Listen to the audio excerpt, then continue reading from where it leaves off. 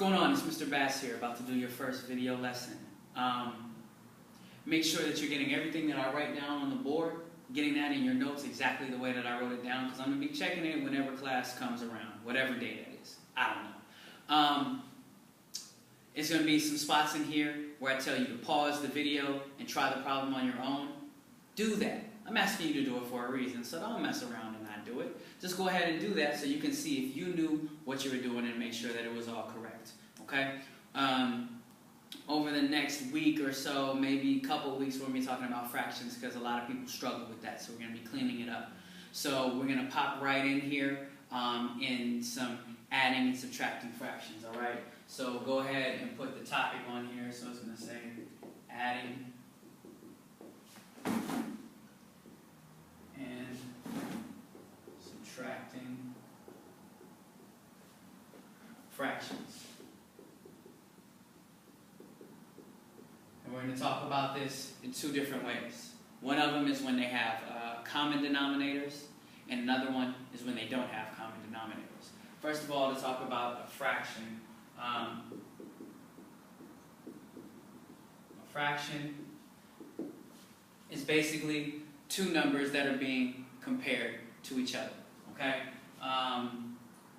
We have a fraction, so let's take, for example, 3/4. Part on top, the 3, that's the part of the fraction. 4, that's the whole piece of the fraction, right? So if we have 3/4, we have a circle. It's into 4 different pieces. And we have 3 parts of that whole circle, which is 4 pieces. Okay? The upper part, and again, this should be reviewed, is the numerator. Over the bottom part is the denominator. Okay? So that's just some basic fraction understanding. I'm not going super deep into this because you've been looking at fractions since, I don't know, maybe 4th or 5th grade. But I want to make sure that people have a clear understanding of that. Okay? So I'm going to erase this. You're not going to erase it on your paper. I'm just going to erase it right here. And you're just going to continue writing down your paper. Don't erase it.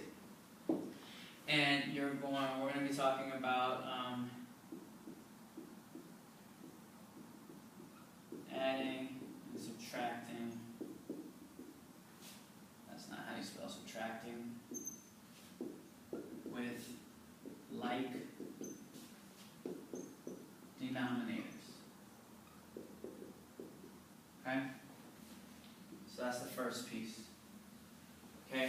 Like denominators means this bottom number, the 4, on both fractions is the same. They have common denominators, the same number on the bottom of the fractions.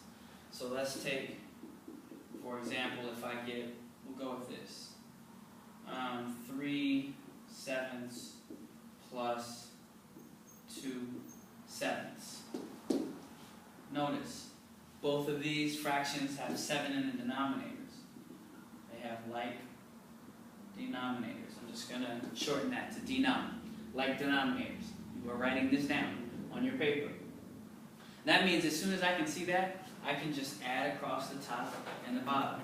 So, here it's going to say, if I have like denominators,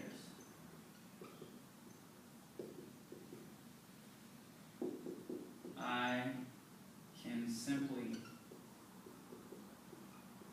add or subtract across the top.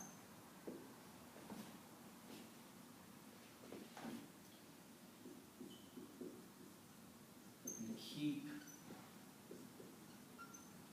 the common denominator at the bottom.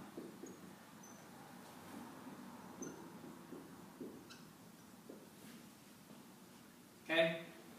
So according to what I said, I'm looking at this problem and I say, okay, well, I see the common denominator is 7. I want it to be common for a reason. I'm going to keep it. And then I look across the top and I'm thinking, oh, 3 plus 2, that gives me 5. So I have 5/7. And now officially add it across the top and add it across the bottom. Just kidding. Didn't add it across the bottom. I kept the denominator at the bottom. Okay? And you can do this with any fractions. So example 2 says 2/15 plus 11/15. Pause it real quick. Write down what you think the answer is. Hopefully you just paused it and you just wrote down the answer and you noticed, okay, these are like denominators, so that stays on the bottom. And I now end up with 2 plus 11, which is 13. So I have 13/15. Okay? That is adding and subtracting with like denominators. Pretty easy.